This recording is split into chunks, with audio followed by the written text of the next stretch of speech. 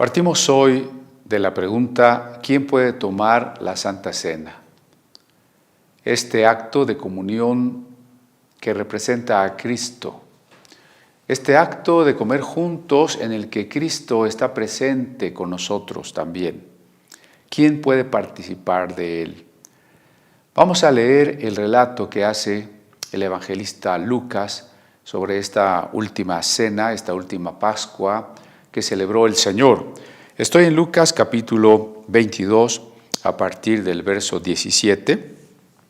Y habiendo tomado la copa, dio gracias y dijo: Tomad esto y repartidlo entre vosotros, porque os digo que no beberé más del fruto de la vid hasta que el reino de Dios venga.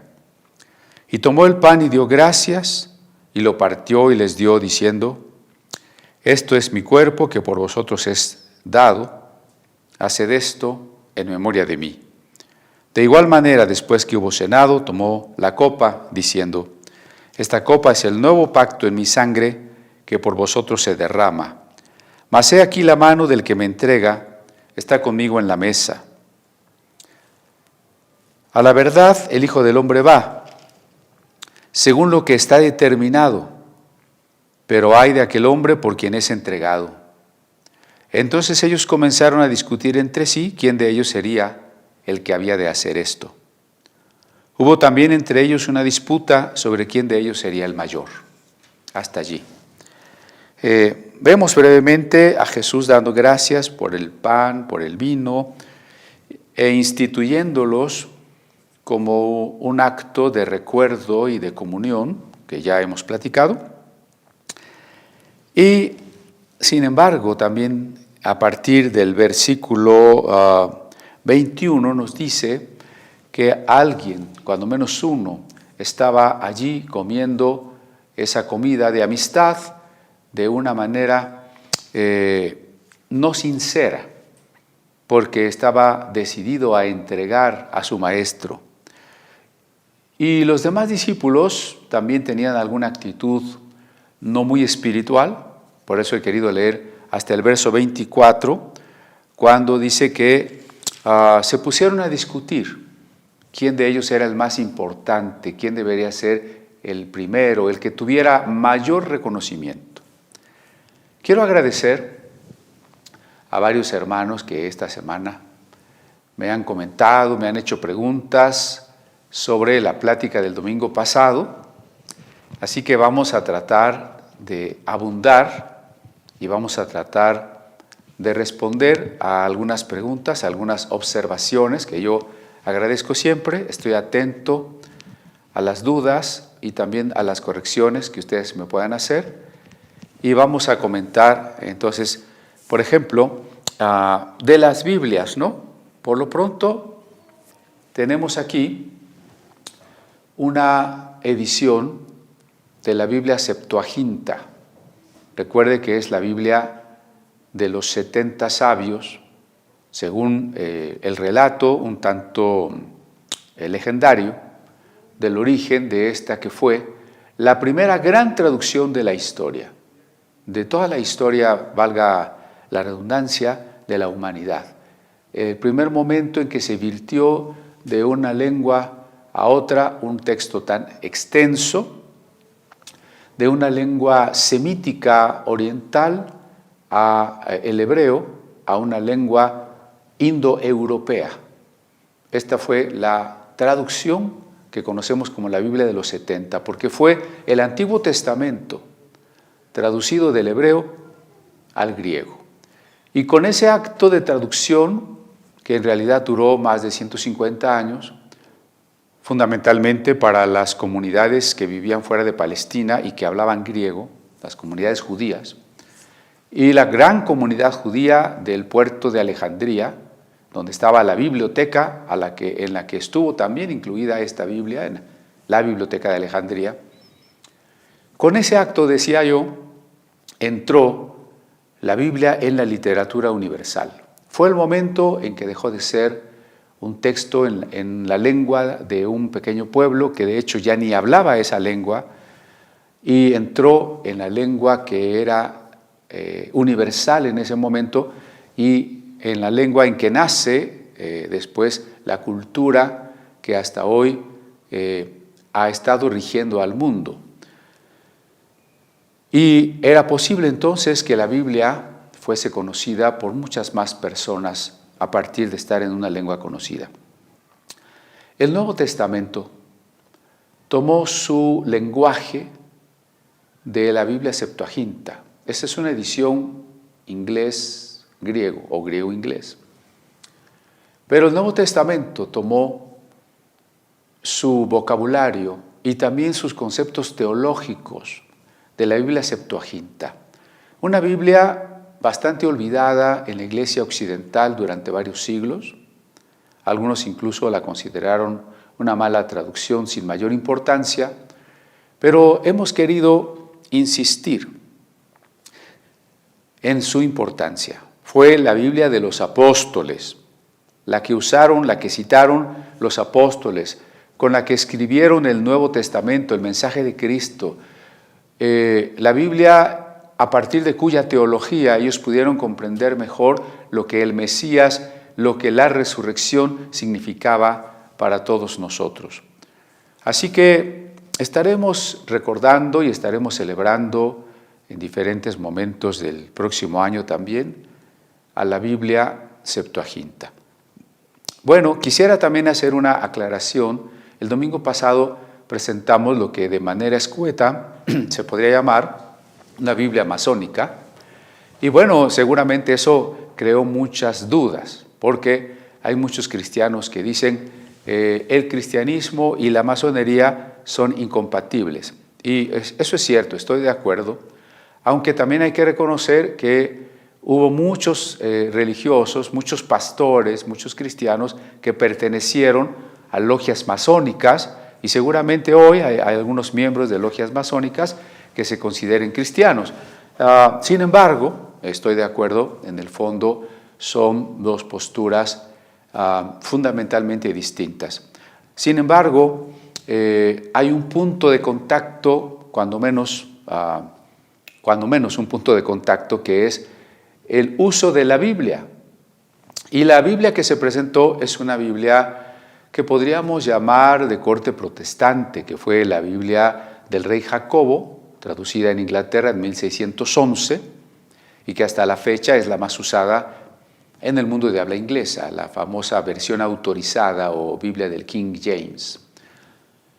Solamente la edición es una edición masónica, ¿no? Porque quizá alguien se quedó con la idea de que si los masones tienen su propia Biblia, su propia traducción, o si una Biblia de los masones puede ser distinta a la que usamos. No es una Biblia del rey Jacobo, así como si dijéramos una Biblia Reina Valera, solo que la edición tenía los emblemas masónicos y la introducción tenía algunos pasajes o alguna lista de pasajes que se usan en el rito de la masonería, ¿no? Pasajes, ilustraciones, objetos, sobre todo referencias a Salomón, referencias al templo de Salomón, porque masón quiere decir constructor, y bueno, por ello se identificaron, la masonería nace en el siglo XVII de un grupo protestante precisamente, tratando de identificarse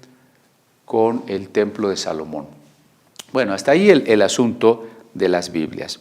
Ahora, vamos a leer en griego, sobre todo los versos 19 y 20, que contienen, entre otras cosas, las palabras del Señor al entregar el pan y al entregar el vino a sus discípulos. Vamos a leerlo en griego, los versos 19 y 20. También, bueno, ya decía yo que la Septuaginta pues es una traducción al griego y que el Nuevo Testamento nace en esa lengua. Por tanto, si el Nuevo Testamento habla de Cristo, Cristo es el clímax de la revelación. Y lo que nos narra acerca de la persona, la obra de Cristo, la doctrina de los apóstoles, que es el Nuevo Testamento, está en griego. Entonces el griego sirvió como vehículo, como lengua, para traernos el clímax de la revelación. De ahí la importancia de esta lengua. Y lo digo muy al propósito de quienes quieren idolatrar cualquier lengua. A veces el hebreo, a veces el latín, el arameo o el propio griego, ¿no? Simplemente las lenguas son vehículos. Dios nos habla en todos los idiomas, a todas las naciones del mundo. Pero es importante hacer notar que todo lo referente a Jesús quedó plasmado en el griego. Bueno, así los versos 19 y 20 dicen que labón arton efcharistisas eklasen que edo que naftis legon tuto estinto somamu to hyperimondi domenon tuto piite istinimin anamnisin que topotirion osaftros metato dibnese legon tuto to potirion y keni diatiki intisametimu to hyperimon en ginómenon. Ahora vamos a leerlo despacio, perdón. Que labón artón y tomando un pan, efcharistisas, dio gracias, de ahí la palabra Eucaristía. Efcharistisas, dando gracias, eklasen partió, que edo que naftis, y se las dio a ellos, a sus discípulos, legon, diciendo, a partir de aquí, las palabras de Jesús. Tuto estin tu somamu, esto es el cuerpo mío. Tuto estin tu somamu, esto es el cuerpo mío. Y añade, tu hyperimon didomenon, el que es entregado por vosotros. Tuto piite istinimin, esto haced en la mía anamnisin, en la mía memoria. Y el verso 20, que topotirion, osaftos, y la copa igualmente, metatodibnice, después de la cena, legon, diciendo, tuto topotirion, otra vez las palabras del Señor, esta, la copa es, y keni diathiki, la nueva alianza, en to hematimu, en la sangre mía, to hyperimon en ginómenon, la que por vosotros es derramada. Esta la copa es de la nueva, esta la copa es la nueva alianza en la sangre mía, la que por vosotros es derramada. Estas son las palabras de Jesús que yo quisiera que tengamos siempre presentes. Retomo el término efcharistisas, dando gracias. Y bueno, decía yo que comentando en la semana con algunos hermanos que me hacen el favor de expresarme sus dudas, me decían, bueno, tú dices que no debemos orar diciendo que estos alimentos sean para beneficio de nuestro cuerpo, que no nos hagan daño, que se los des a los que no los tienen. Y entonces, ¿qué debemos orar? ¿Será que ya no tenemos que orar por los alimentos o tú no oras por los alimentos? Sí. Sí, haremos lo mismo que hace el Señor Jesús, dar gracias. Ya en parte habíamos explicado que cuando el Señor parte el pan, cuando el Señor comienza a repartir la copa, da gracias. Incluso citamos textualmente la oración que se hace en ese rito judío. Bendito seas tú, Señor Dios del universo, por este pan fruto de la tierra y por este vino fruto de la vid, ¿no? Dar gracias. Y explicamos que ese dar gracias santifica los alimentos en la medida en que al participar de ellos, de cualquier alimento, de todas las comidas del día, lo hacemos en la conciencia de que es Él quien nos ha provisto, en la conciencia de que el cuerpo que los come es el templo del Espíritu Santo. Pero también debemos hacerlo en la conciencia de la sabiduría para comer. Porque imagine que yo voy a comer algo que es absolutamente sano. Y yo le digo, Señor, te pido que esta comida sea de beneficio para mí. Bueno, es una oración innecesaria, porque el acto de comer ya es un beneficio para nuestro cuerpo, y comer sanamente redundará, aún para una persona que no orara, en beneficio de su cuerpo. Y viceversa.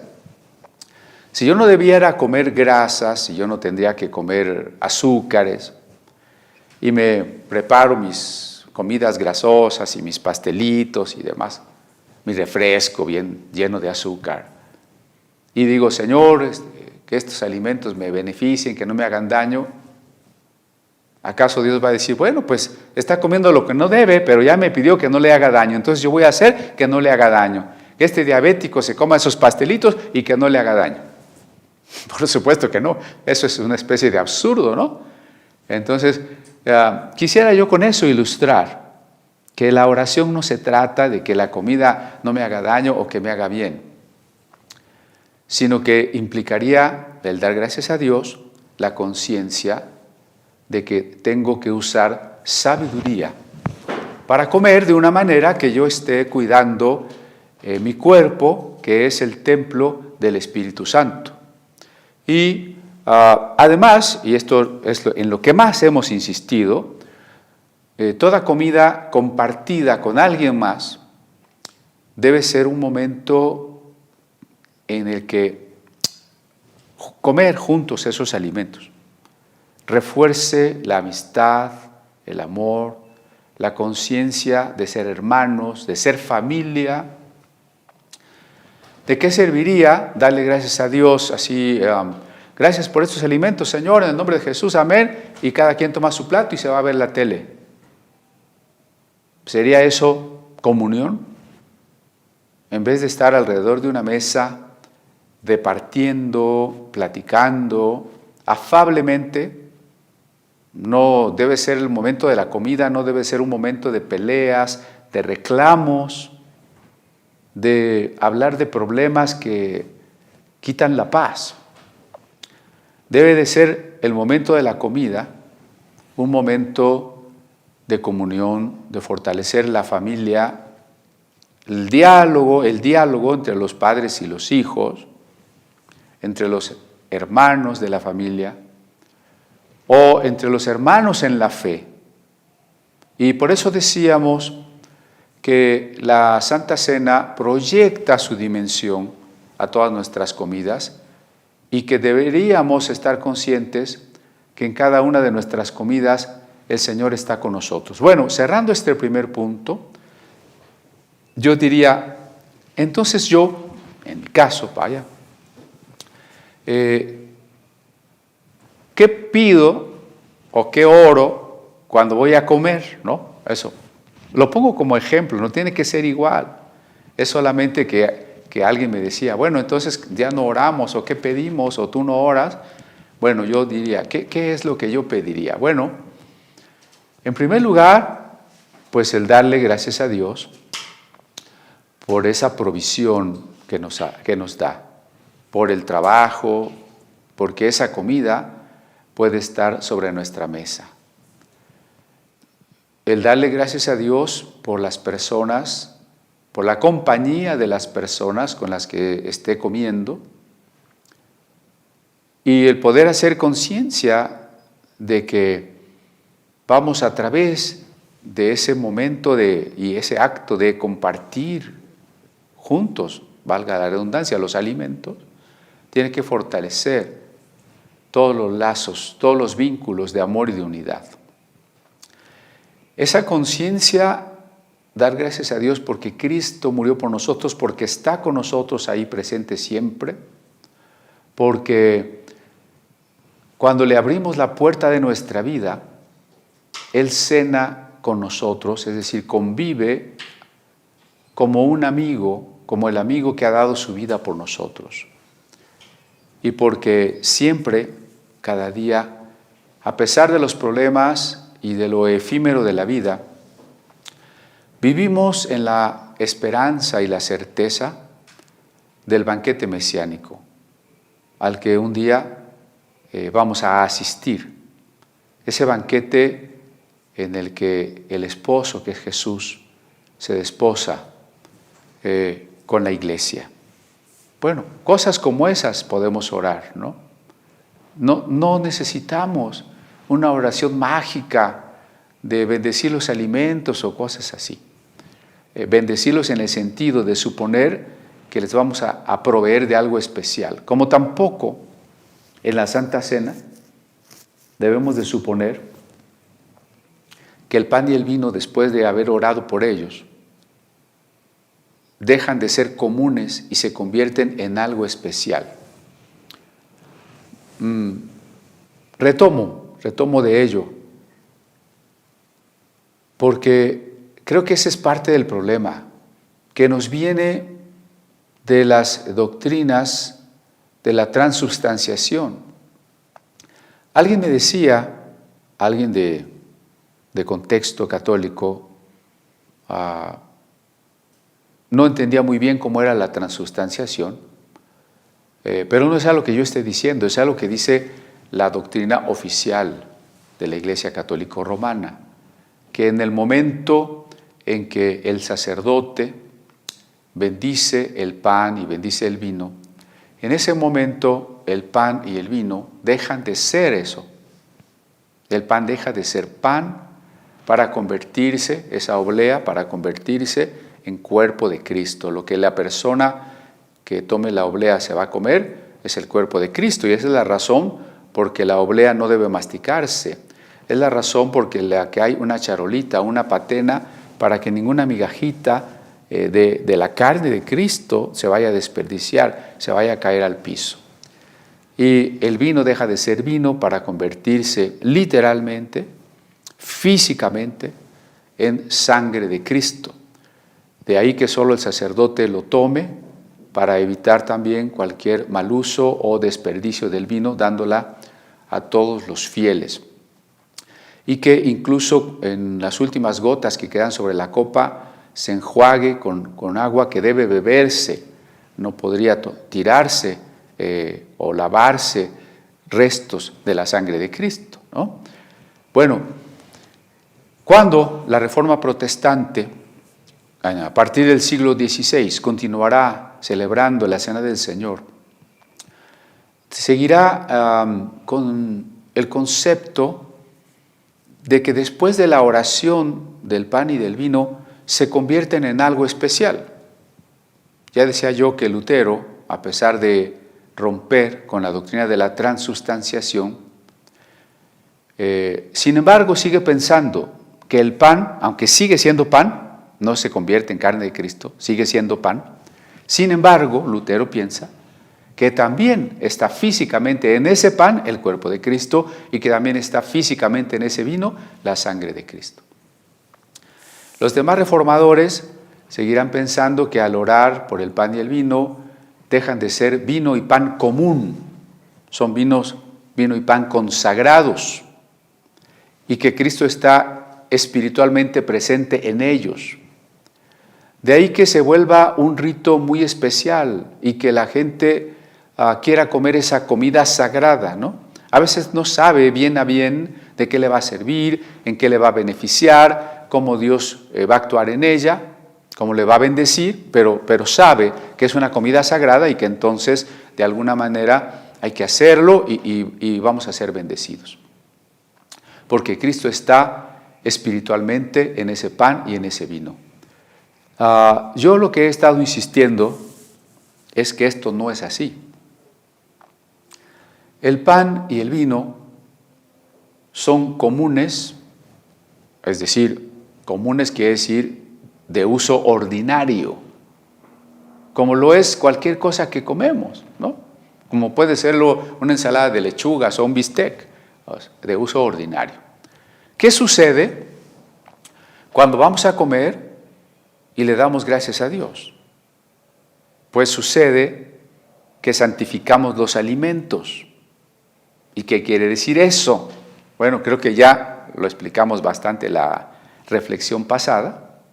Significa que reconocemos que Dios es el que los ha provisto para nosotros, que los valoramos así como un don divino y que los usamos sabiamente para alimentar un cuerpo que pertenece a Dios, nuestro cuerpo que pertenece a Dios, nuestro cuerpo que es templo del Espíritu Santo.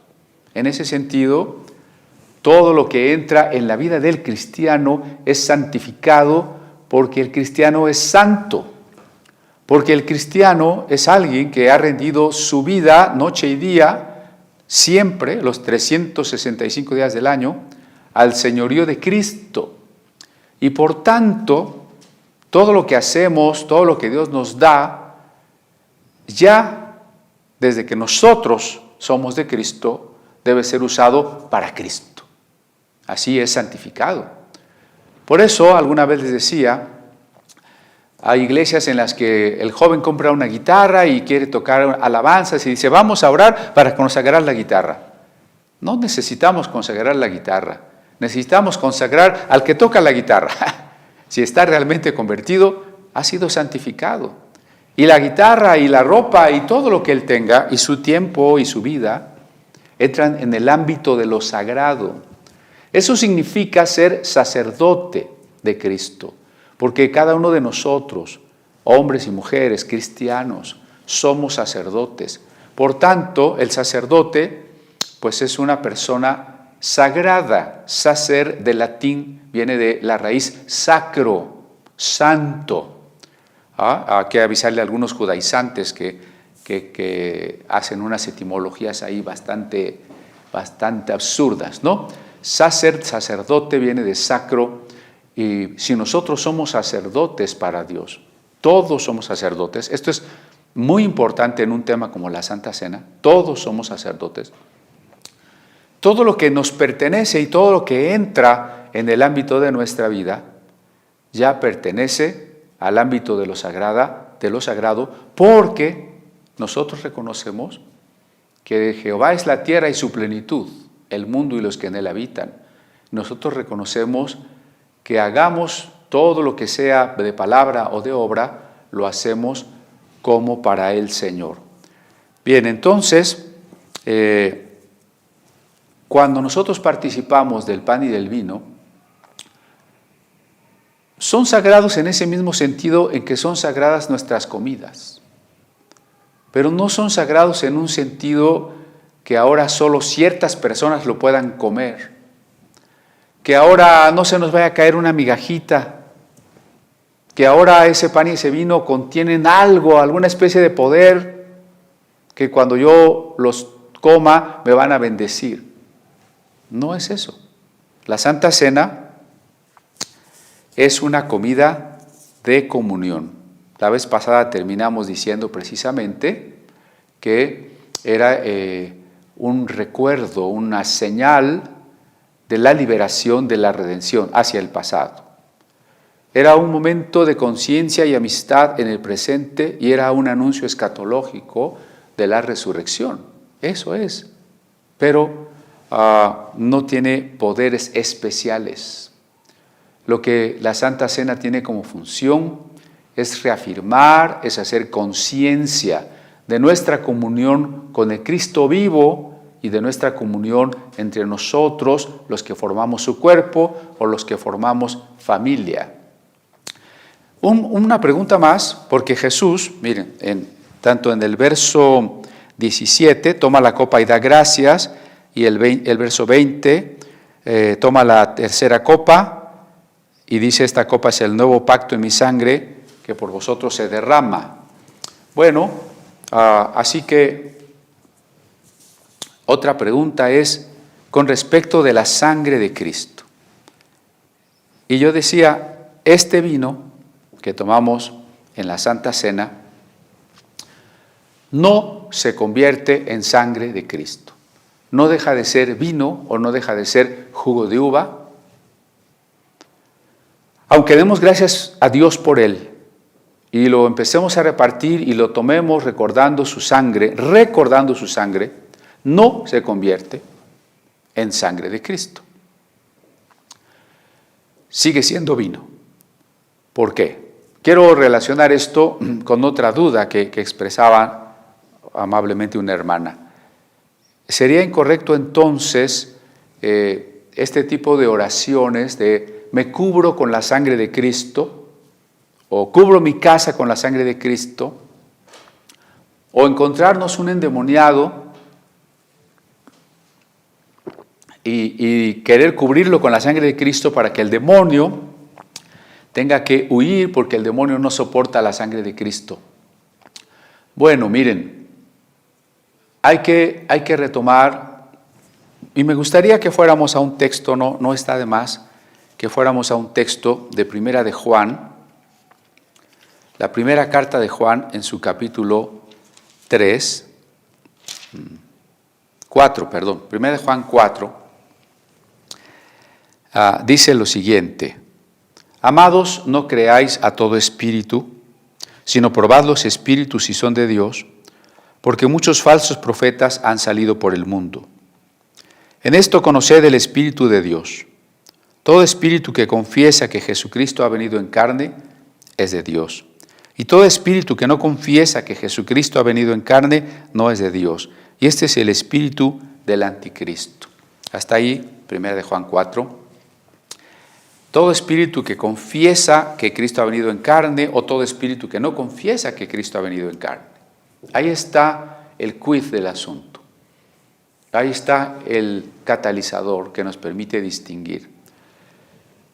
Quien confiesa que Cristo ha venido en carne, habla por el Espíritu de Dios. Es un profeta, un maestro de Dios. Quien no confiesa, quien no enseña, quien no predica que Cristo ha venido en carne, viene de parte del anticristo. ¿Y qué quiere decir que Jesucristo ha venido en carne? Es una frase muy elegante de Casiodoro de Reina, pero traduzcámosla a un castellano contemporáneo y sencillo, ¿no? Todo profeta o todo mensajero, todo predicador que enseña que Jesús fue verdaderamente humano es de Dios. Y todo predicador que niega o que no enseña que Jesucristo fue verdaderamente humano es del anticristo.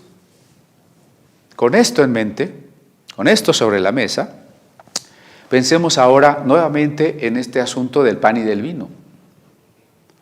Si yo digo que al momento de orar por el vino se convierte en sangre de Cristo, mire, voy a decir algo que es de mucho cuidado. Sígame, por favor. Si el vino se convierte en sangre de Cristo, entonces no es Cristo verdaderamente humano. ¿Por qué no es verdaderamente humano? Bueno, piense en usted y en mí. Cualquiera de nosotros tiene, 8 litros de sangre.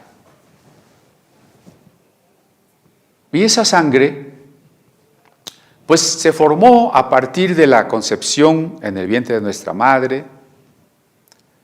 Esa sangre va a dejar de tener oxígeno el día que nos muramos. Esa sangre se va a corromper, se la van a comer los gusanos y ya.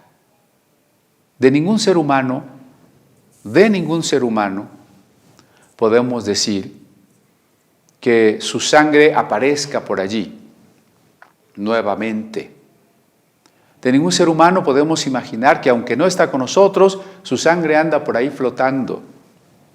Usted me dirá, bueno, eso es absurdo. Claro que es absurdo, pero si estamos diciendo que Jesús fue verdaderamente humano, entonces ¿por qué suponemos que su sangre es no humana?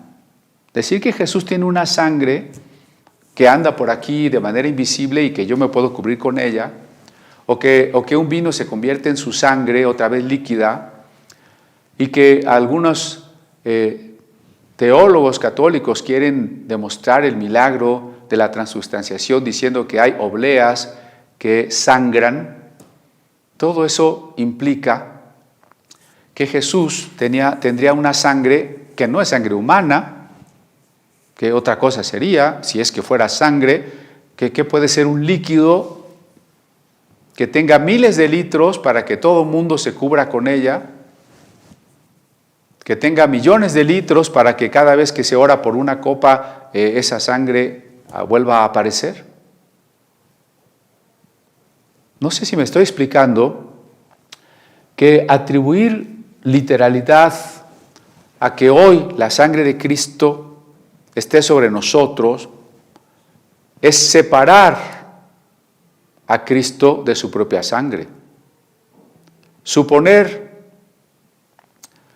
que aquí está Cristo en el cielo y su sangre por acá flotando en el mundo es separar a Cristo de su propia sangre, separar uno de sus elementos, como si eso fuera posible.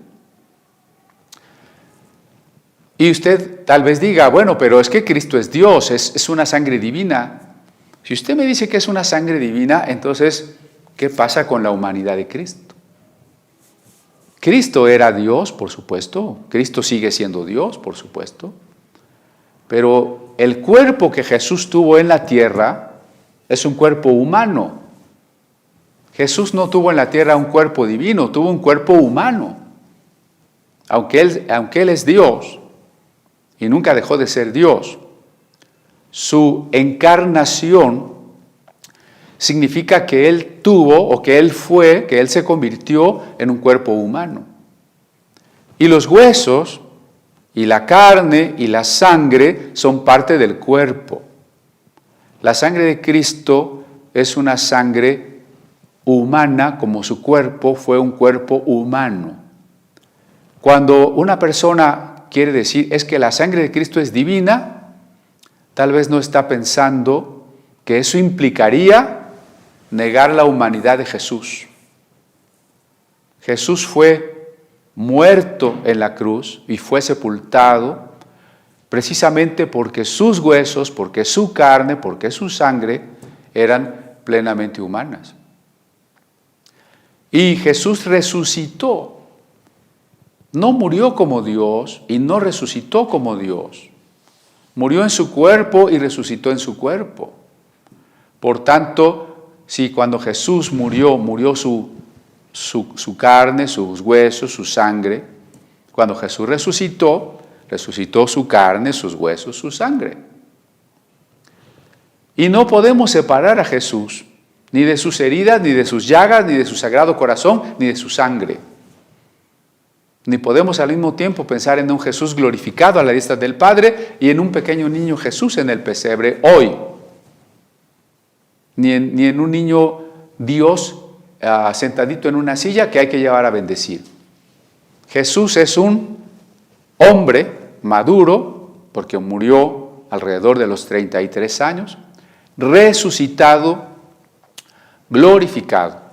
Y como leímos en la carta a los Hebreos, una vez que Él puso su vida por el pecado, resucitó y vendrá en gloria sin ninguna relación con el pecado. Cristo no está derramando su sangre todo el tiempo como un río que no termina de fluir por nuestros pecados. Entonces, ¿qué sentido tendría aquel grito de la cruz? Todo está consumado. No podría decir Jesús, todo está terminado, si por 20 siglos su sangre tiene que salir fluyendo, seguir fluyendo, para que nos perdone cada uno de los pecados, para que nos guarde de cada uno de los demonios todos los días y de todos los peligros cubriéndonos. Eso no es una sangre humana, eso no es no entender que la muerte de Cristo fue real, física, histórica, en el tiempo y en el espacio. Cuando Jesús fue flagelado con los látigos, sangró. Cuando le coronaron con las espinas, sangró. Cuando le clavaron en sus manos y sus pies, sangró. Cuando traspasaron su costado, sangró. Así que cuando Él muere, está prácticamente exangüe, es decir, su cuerpo se vació de su sangre. ¿Y dónde quedó su sangre?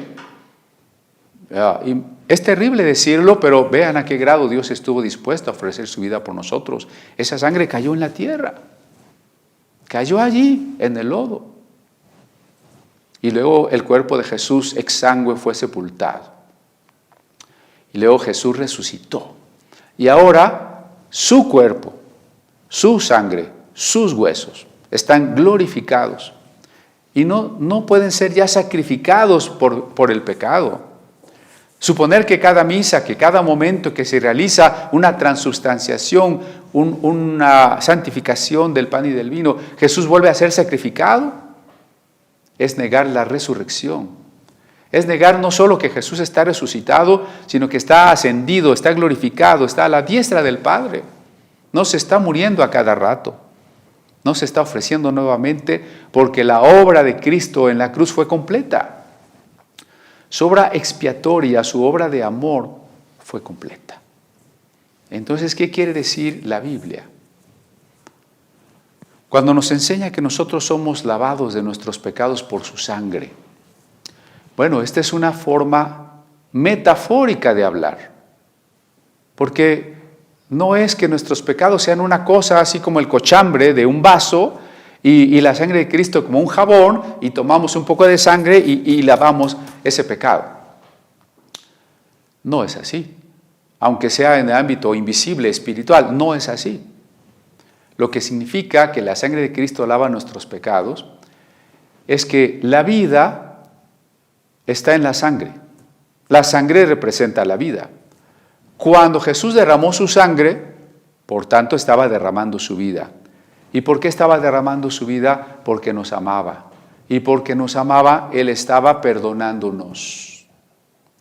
Entonces, cuando metafóricamente el apóstol Pedro dice, fuimos lavados de nuestros pecados con su sangre preciosa, lo que está diciendo en términos rituales del judaísmo, para ilustrar el tema, es que con la muerte amorosa de Jesús quedó evidente y garantizada el perdón de nuestros pecados.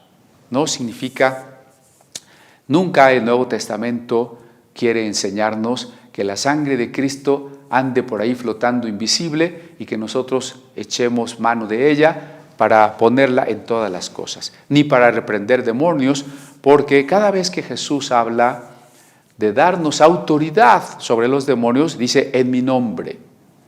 Y cuando Pedro o Pablo echaron demonios, dice en el nombre de Jesús. No encontramos versículos en el Nuevo Testamento que digan, por la sangre de Cristo te echo fuera demonio. Ni Jesús nos ordenó. Les voy a dar autoridad para que en mi sangre echen fuera demonios. En mi nombre. ¿Y eso qué quiere decir? Nombre quiere decir persona. Quiere decir su autoridad, su persona, la representación que nosotros tenemos de Él, porque Él vive en nosotros.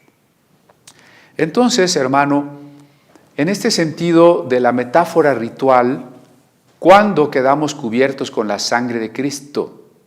Pero de manera metafórica, porque la sangre de Cristo fue derramada en su muerte y resucitó y es ahora sangre gloriosa, ya. Pero ¿en qué sentido nosotros estamos cubiertos con la sangre de Cristo?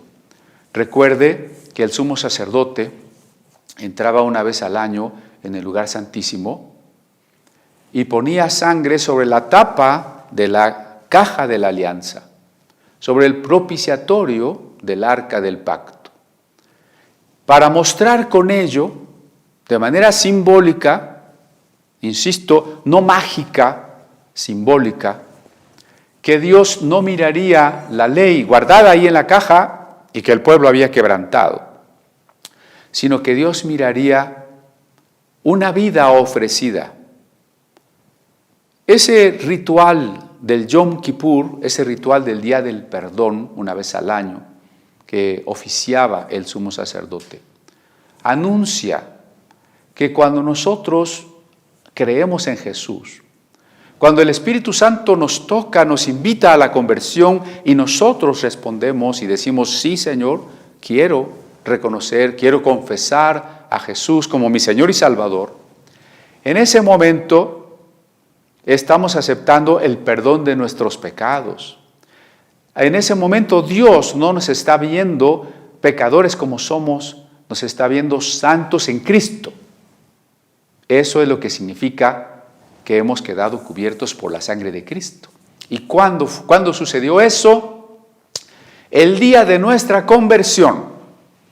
Y desde el día que nos convertimos, nunca nos hemos salido de esa manera en como Dios nos ve, santos. A pesar de nuestras fallas, Porque sí, desde que nos convertimos hemos tenido fallas, hemos tenido pecados, pero nunca hemos quedado fuera de ser hijos de Dios. Nunca Dios nos ha dicho, ya no eres salvo. Nunca Dios nos ha dicho, ya no te perdono. Por eso, en ese sentido, siempre estamos bajo la cubierta del propiciatorio, siempre estamos bajo la sangre del Cordero, siempre. Así que cuando alguien dice, me cubro con la sangre de Cristo, habría que preguntarle que si te refieres a la salvación, ¿no estabas cubierto ya? ¿En qué momento te descubriste? ¿O quién eres tú para decir, bueno, yo tomo sangre, ¿de dónde la tomas? ¿Cómo te la pones? Y por supuesto, a veces los hermanos lo dicen en un sentido literal, como si, repito, de manera invisible pero real estuviese una capa sobre nosotros, que es la sangre de Cristo. No es así. Por eso Jesús habla de hacer esto en memoria de mí. La palabra que yo les leí aquí es anamnisin, memoria, en la memoria. El vino se toma en la memoria de la sangre, pero no es sangre. Ni la sangre de Cristo está flotando sobre nosotros. La sangre de Cristo está en su cuerpo glorificado, porque Él es perfectamente humano.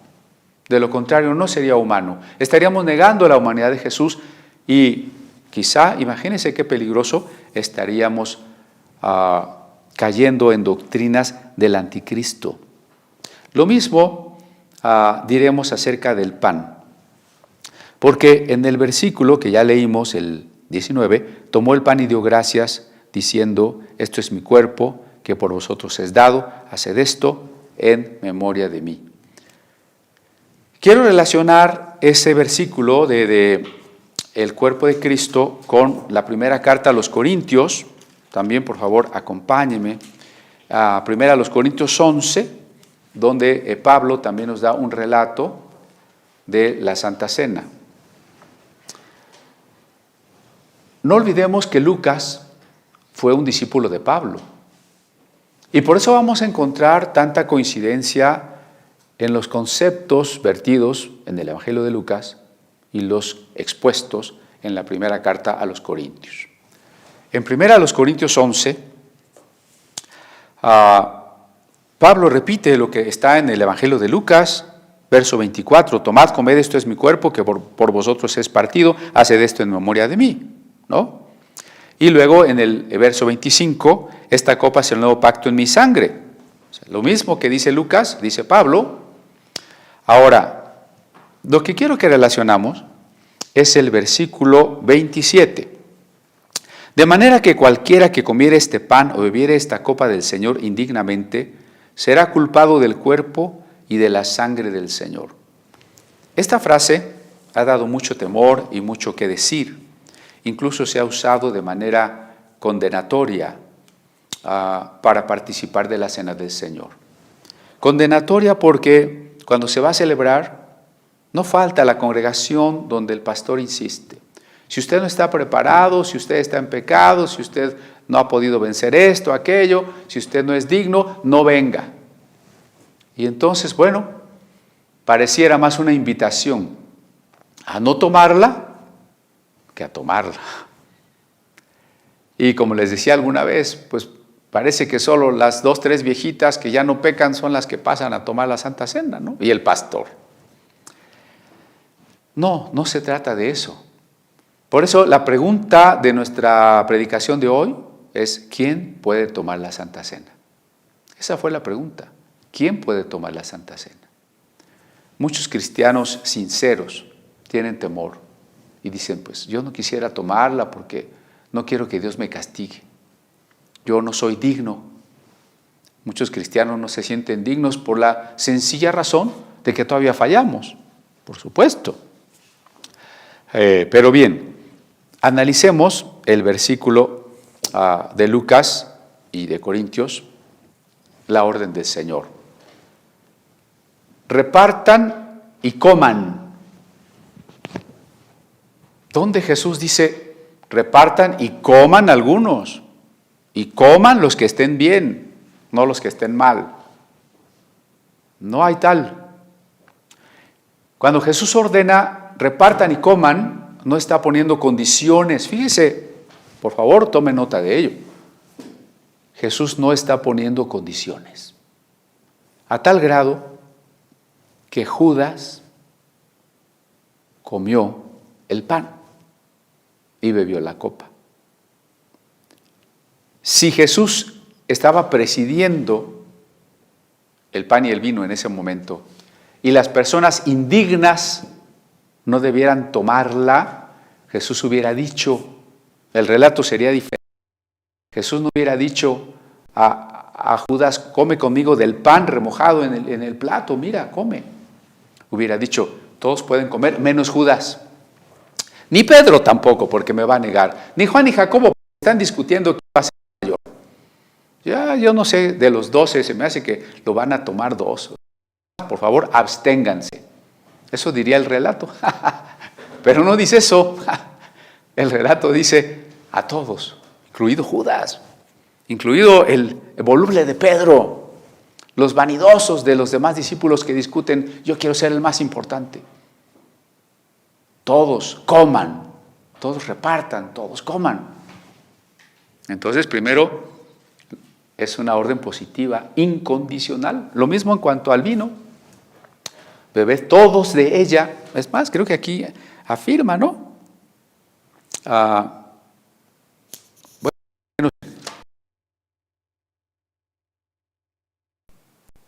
En el ritual se dice, ¿no? Bebed todos de ella.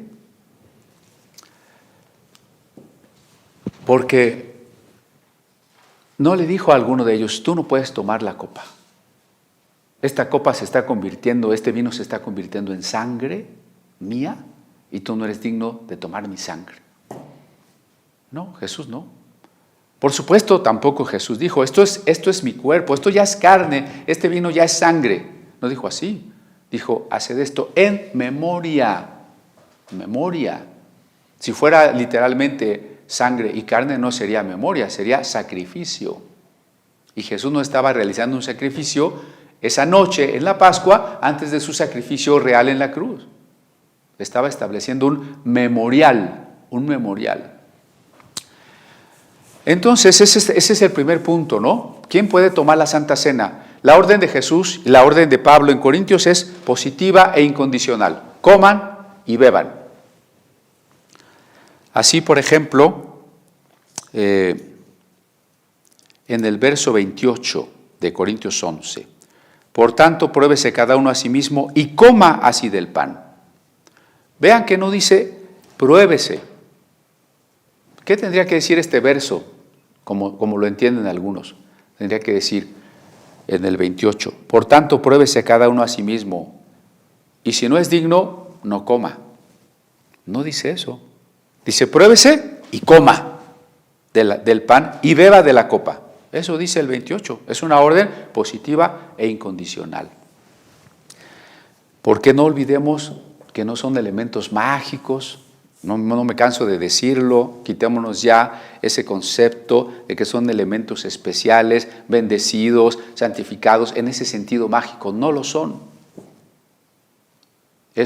Lo santo es que entren al ámbito de nosotros que somos sacerdotes. Lo santo es el momento, es la amistad que se da alrededor de la mesa.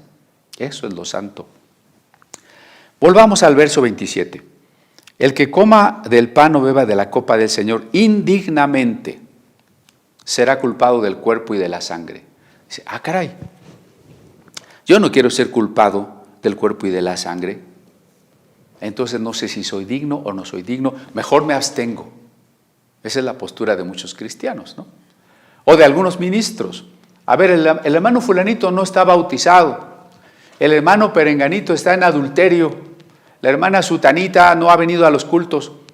A ustedes no pueden tomar la Santa Cena, están excomulgados, es decir, fuera de la comunión, no pueden tomar la Santa Cena. Bueno, yo no encuentro en este pasaje de Corintios, ni en ningún otro, por supuesto, que se autorice a alguien a impedir la Santa Cena para otro. ¿Dónde dice, queridos pastores, amados pastores, que llegan a predicar, que alguien no tome la cena? ¿Dónde dice aquí que nosotros le podemos prohibir la Santa Cena a alguien? Si así tuviese que ser, lo diría. ¿Cómo va a haber un tema tan importante y que la Biblia haya olvidado? No podemos prohibirle la Santa Cena a nadie.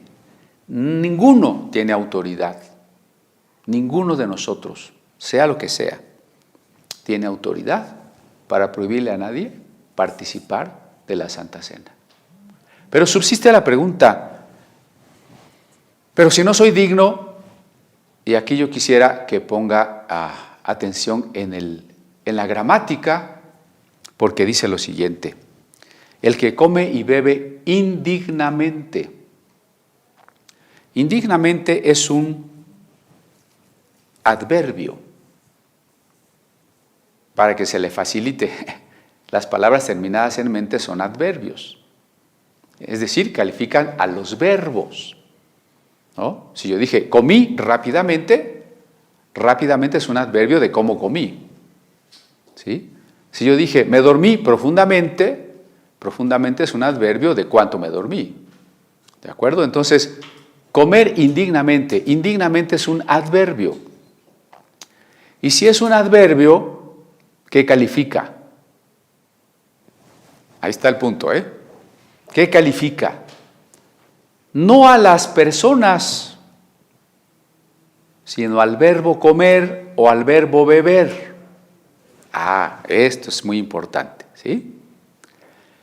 Indignamente es una manera de comer o una manera de beber, no la persona. Esto es lo primero que debemos de dejar así, bien clarito. No hay personas indignas. Cuando nosotros invitamos a tomar la Santa Cena, no estamos separando en dos a la congregación, los dignos y los indignos. No podemos hacer eso. Mire, piénselo desde este punto. Cuando el Señor Jesús entró en nuestra vida, cuando nosotros creímos en Él, cuando nos lavó nuestros pecados, nos hizo dignos. Con todos nuestros pecados y nuestras fallas y nuestras actuales imperfecciones, por la muerte de Cristo, por la sangre de Cristo, por el amor de Cristo, nosotros hemos sido hechos dignos de que Él viva en nosotros, de ser templos de su Espíritu, de ser hijos de Dios, de estar en íntima comunión y reconciliación con nuestro Padre Celestial. Si no hemos entendido eso, no hemos entendido qué significa ser cristianos. Si hemos creído en Jesús, somos todo eso. Hijos de Dios, templos de su Espíritu, redimidos, justificados, santificados, reconciliados. Entonces no me venga a decir que hay hermanos que no son dignos, porque no somos dignos en nosotros mismos, por lo que hacemos o por lo que dejamos de hacer.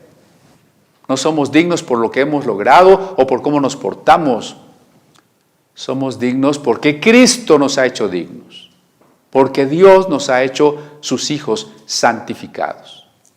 Entonces, en la Santa Cena, no vamos a partir a la iglesia en dos, los dignos y los indignos. Todo creyente es digno. Todo creyente es digno. No por él, sino por el Cristo que está en él. Ahora, tomar la Santa Cena, tomar el pan y el vino, es tomar el símbolo del Cristo que está en nosotros. Imagínense la inconsecuencia que sería. Es que yo no puedo tomar la Santa Cena. Oye, ¿y Cristo está en ti? Sí. ¿Cómo lo más grande, que es Cristo en ti, es una realidad y el símbolo de que Cristo está en ti no lo puedes tomar? Eso es una inconsecuencia. ¿Por qué? Porque la Santa Cena está estipulada como comida fraternal para todos los creyentes, para todos aquellos que tenemos a Cristo en nosotros y que sabemos que Cristo come con nosotros. Entonces, si el adverbio indignamente califica a la manera de comer, ¿qué significa entonces que no comamos indignamente porque seremos culpados del cuerpo. Y esta es la siguiente cosa que hay que insistir. ¿Qué es el cuerpo de Cristo? Lo voy a decir de una manera un tanto cruda, pero quiero que quede muy claro. El cuerpo de Cristo no es el pan. Ese pan por el que oramos y dimos gracias, ese pan que vamos a compartir, no es el cuerpo de Cristo. Ah, caray, no, ese pan representa, es en memoria de, nos recuerda a, es símbolo de el cuerpo de Cristo. Y entonces el cuerpo de Cristo tiene dos dimensiones.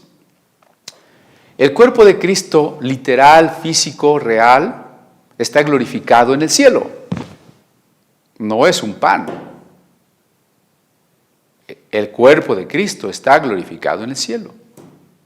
Claro, ya hemos hablado de los términos cielo en sentido simbólico, ¿no? Y en el sentido místico, comunitario, el cuerpo de Cristo somos los creyentes. El cuerpo de Cristo somos los creyentes. Por tanto, el pan representa dos cosas.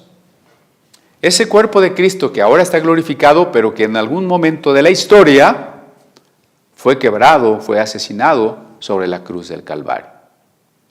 La segunda cosa que representa el pan es a nosotros los creyentes. 1 Corintios 10, versículo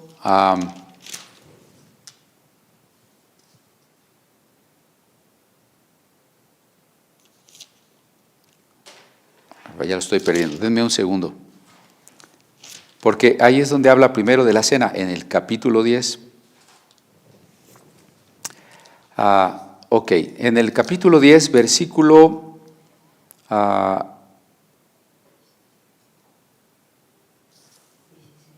16. Gracias. La copa de bendición que bendecimos no es la comunión de la sangre de Cristo. El pan que partimos no es la comunión del cuerpo de Cristo. Siendo uno solo el pan, nosotros con ser muchos somos un cuerpo. Pablo no dice que el pan y el vino se conviertan en carne y sangre, sino que son una forma de que nuestra comunión exprese lo que Cristo hizo por nosotros. Y que el pan representa que nosotros como granos de trigo ahora somos un solo pan. Aunque éramos diferentes granitos de trigo, ahora somos un solo pan. Así que el pan representa a la iglesia, el pan representa a Jesús en la cruz, pero el cuerpo de Jesús somos nosotros los creyentes. Nosotros somos el cuerpo de Cristo. 1 Corintios 12, todo el capítulo, nos enseña que nosotros somos el cuerpo de Cristo. Por tanto, ¿qué será comer indignamente? La carta a los Corintios tiene como tema central el cuerpo de Cristo. Si cuando yo participo de la Santa Cena, que es una comida de amistad, de unidad, de comunión, yo estoy en división, en pleito, en chismes con los demás, estoy comiendo indignamente. Vea el contexto de la carta. La iglesia de Corinto estaba dividida. El capítulo 11 dice más, dice que algunos comían hasta hartarse y otros ni siquiera habían comido nada y otros incluso estaban borrachos. Cada quien veía por sí mismo. Por eso Pablo nos había advertido en el capítulo 8, nadie busque lo suyo propio. Entonces, comer con esas divisiones, en el abuso de los dones, en los fraudes que se cometían unos a otros, en la presunción de la riqueza de unos contra la pobreza de otros, en esos sectarismos que tanto hacen sufrir a la iglesia, esas divisiones. Eso es comer indignamente. ¿Y eso qué significa? Pruébese cada uno.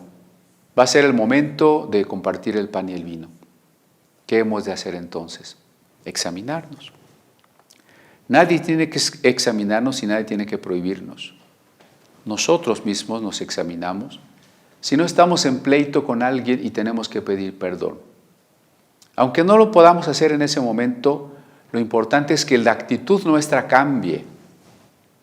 Que el que va a tomar el pan sea consciente de que pertenece al cuerpo de Cristo y debe mantener la unidad de la iglesia y debe mantener el amor entre los creyentes. Esa es la actitud con la que debemos tomar el pan y el vino. Porque si nosotros tomamos el pan y el vino que representan la comunión y al mismo tiempo estamos destruyendo a la iglesia, el Señor nos va a reprender. Aquí lo dice en Corintios, el Señor nos va a castigar. Por último, no diga, bueno, entonces mejor no tomo. La orden es tomar. Y aún si nosotros permanecemos en actitudes de dañar a la iglesia, de dividirla, de destruirla, de predicar herejías, el Señor nos va a reprender. Y ojalá que nos reprenda, ¿sabe por qué? Porque si al reprendernos corregimos, el capítulo termina diciendo, en Corintios 11, no seremos condenados con el mundo. Si el Señor nos juzga, nos disciplina, nos castiga, no seremos condenados con el mundo. Vamos cerrando, hermanos. Hoy es 12 de diciembre y muchísimas personas en el mundo, especialmente en América, celebran a la Virgen en la advocación de su aparición como Guadalupe en el Tepeyac. Lo único que quiero decir, es un tema bastante largo, en un relato como el de la Santa Cena, María no se menciona. ¿Qué quiero decir con ello? Que no tiene ningún papel redentor. Si María fuera, como se pretendió en pleno siglo XXI, publicar el dogma de María corredentora del universo, no se ha publicado como dogma, pero es una creencia generalizada. Si fuera María corredentora del universo, a lo largo de los evangelios tendría un papel preponderante. En este momento de la Santa Cena y de hablar de un pacto nuevo y del perdón de los pecados y del sacrificio de Cristo, María aparecería como un protagonista principal y su papel redentor también estaría aquí clarísimo. Pero no vemos, ni en este momento de la institución de la Cena del Señor, ni en la cruz, ni en la resurrección, que María tenga un papel que implique redención, que implique cooperación o participación en la obra de Jesús para redimir al mundo. Entonces, eso no significa que no queramos a María o que no creamos en María. María fue una jovencita muy obediente. Cuando empezamos con Lucas ya les platiqué de ella, sus grandes méritos de disposición ante Dios. Fue virgen para que el hijo que tendría fuera hijo de Dios y no de un varón, sino de Dios. Y hasta ahí estamos perfectamente de acuerdo porque es lo que la Biblia dice. Pero quien es el Salvador y el Señor es Cristo. Quien murió por nosotros es Cristo. Paso por la calle y veo altares donde se ven los nacimientos, ¿no? Los animalitos, los magos, los pastorcitos, etc. Y arriba un gran cuadro, sobre todas las cosas, de la Virgen de Guadalupe. Lo que muestra la devoción popular, que en la práctica le da mayor cariño, mayor importancia, mayor fe a la advocación de la guadalupana que a Cristo. Y bueno, pues yo cerraría haciendo una invitación para que pongamos a Cristo en el primer lugar de nuestra vida. María tuvo un papel en la vida de Jesús, sí, como lo tuvo Pedro o hasta el propio Judas. De hecho, ya no terminé el pasaje hasta el verso 24 que yo les quería compartir, pero bueno, no importa, ya continuaremos si Dios quiere. Pongamos a Cristo en el centro, a este Cristo perfectamente humano que hoy está resucitado y que en el Espíritu está con nosotros. El pan y el vino nos hacen recordar su muerte de amor. En toda comida debemos ser conscientes que está con nosotros amarle cada día, comer y vivir como que Él nos está viendo, como que Él está a nuestro lado en todas las cosas. Pero no idolatremos el pan y el vino materiales. No le prohibamos a nadie participar. No nos sintamos condenados y tengamos miedo de comer. No, hagámoslo con libertad, con gozo, con gratitud. Sabiendo que el cuerpo de Cristo ya murió y su sangre ya se derramó y que ahora están glorificados. No necesitamos andar clamando a la sangre de Cristo. Él vive en nosotros, su Espíritu Santo vive en nosotros, su Espíritu Santo nos llena. Nosotros tenemos autoridad sobre los demonios por el nombre de Jesús, porque su persona es la que nos respalda, porque su persona es la que está en nosotros. Y por eso insistamos en que cada lectura de la Biblia, en cada predicación, en cada meditación, en cada cosa que hacemos en la vida, glorifiquemos a Cristo, le conozcamos cada día más y lo demos a conocer a todas las personas.